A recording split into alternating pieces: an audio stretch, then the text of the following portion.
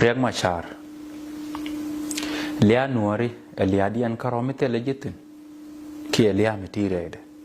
Ko dia oje enobi Nuari bik liu toga poindu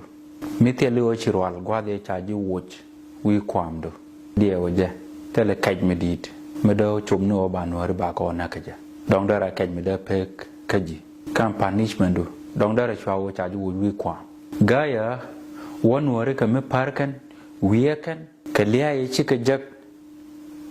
Rewe dian Kajinon wana jin ka matar We lor ni poinde En rame dane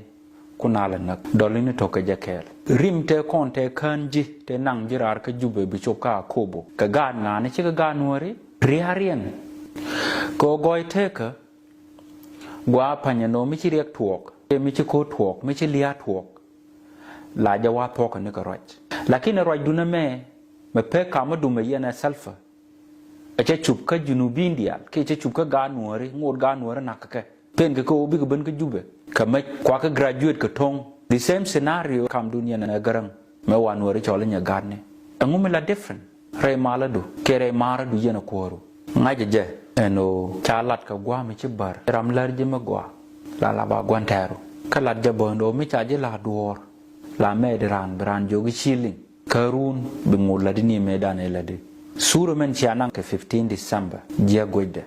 Tane ka wat ko tichiriar Kama ni jinbo mana gadu chariar Bat ko chirwa jona Raji ke o bita ke position Yani Ndwara nani chitwo Kini rolwang ko buo gwami Par Nuaritin in the last 10 years Kakini rolwang ko di tere duelu Achang chibichop guardian Ko chi opalo chi kwar chi lor Kamatar Diri malish Diri la Nuari Mengode Bum loidu O jagro jeng kuar Chichop ka position Michiran chede jogo malikten Teleria Araman chi wolor Jari aleka Eno 2024 Ajan guadam bitek du bepekten Ray politika Whether nogie wike election Ko ngeji chiboka ler Jan guadam wia mektini siang Ngeji chibo campaign ray bentio Ngeji chibo ka fanga Kia po Ngeji chibo ray loka Dong guadam diri woten Ray jikany Jilat jor Tek du chari rip Ray politika Election we what work Be pan Oni Nuari tenda vote kaji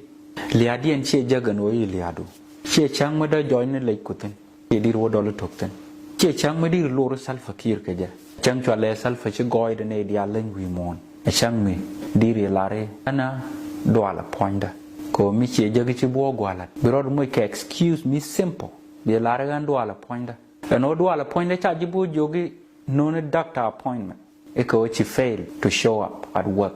Ko kini laru wika doctor Option amoka ji